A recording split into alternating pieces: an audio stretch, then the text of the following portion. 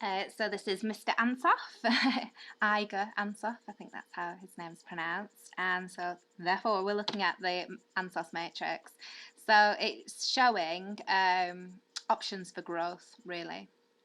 And it's a very simple model, and to be honest, it's not that interesting. But it's showing that there are 4 different ways that you can grow. You can try and penetrate the market a little bit more. So existing products, existing markets. So selling the same products to the same customers, but just selling more of them, or new products to existing customers, or existing products to new customers, or new and new. So if we go through these, market penetration, got a bit of animation here, trying to sell more of existing products to existing customers.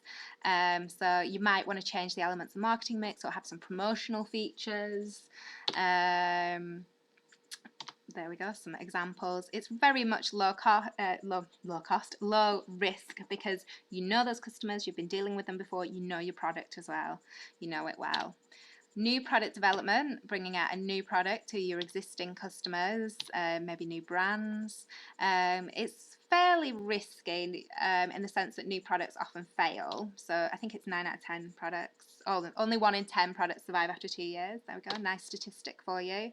However, you should have a good understanding of the customers in the market and what they want and what they don't want and those types of things, because you've been serving them before. So you should be quite confident of success. It's more risky than market penetration. So market development, so offer your existing products to new markets, so maybe try and selling the product overseas or new segments of the market, or thinking about the product for different uses. So I always use the example of Lucozade here, because Lucozade used to be like sold in chemists as a kind of, because it's very high content sugar, the normal Lucozade.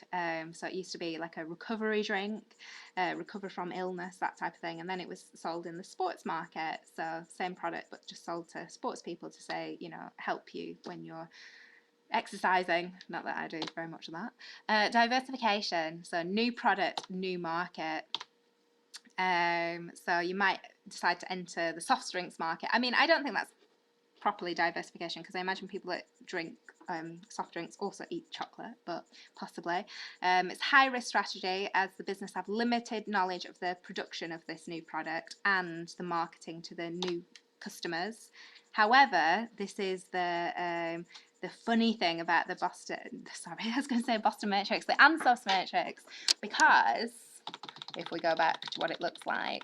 So I've been talking about risk, haven't I? So this is the least risky, this is the most risky, this is kind of in between risky. But if you manage to achieve diversification, you're actually reducing risk for your whole company, because you've got a new product in a new market. So risk-bearing economies of scale, you could say. So if you have a swing in demand for one of your products or one of your markets, it's not going to affect the whole business because you have another product in a different market. So let's have a look at, skip through this very fast. Let's have a look at a past paper question. So this is about Jordan's breakfast cereal. So suggest ways in which the Ansoff matrix might be of use to Jordan's Ltd in devising its marketing strategy. So marketing strategy, we're thinking about the marketing mix, remember, and what they should be doing, and all the P's and any other factors that you want to include in there as well. You could think about customer service as well in there, and packaging.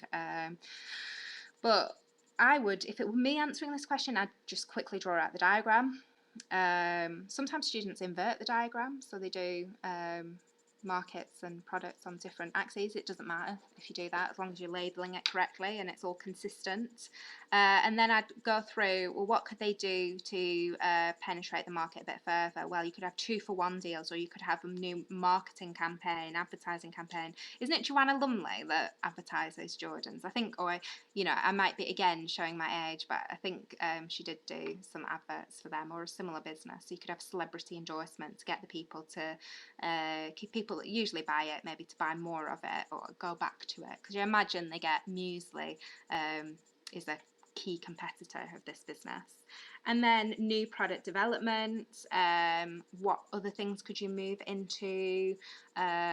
Possibly, I don't know. I think you could. Do you know what I really want? Because I often have to get to work really early. I really want a little pot that comes with the cereal, but also some milk. That's not that UHT milk, but like fresh milk. So you just like keep it in the fridge or something, or just a pot all contained. Or even I could supply the milk myself because there's always milk at work for tea and coffee. But if they just put this cereal in a little pot so that I could make it and have it by my desk, maybe with a disposable spoon. So that would be new product development because I buy Jordans anyway sometimes, and so I'm a customer that they've already got, but a new product that they're marketing to me. And then you could think of new markets, so maybe selling them abroad, sold in all major UK supermarkets. So thinking about France, Germany, other similar countries, and then diversification. So you could just come up with a really ridiculous example here. So selling alcoholic beverages in China would be a method of diversification. And then you want to think about how, make sure that you're linking to kind of the marketing mix as well, because it's a marketing strategy question as well. But I think it's been a few years since that's been up, but obviously we've got an example of a past paper question here. Lots of examples you need. You need to be creative in these types of questions.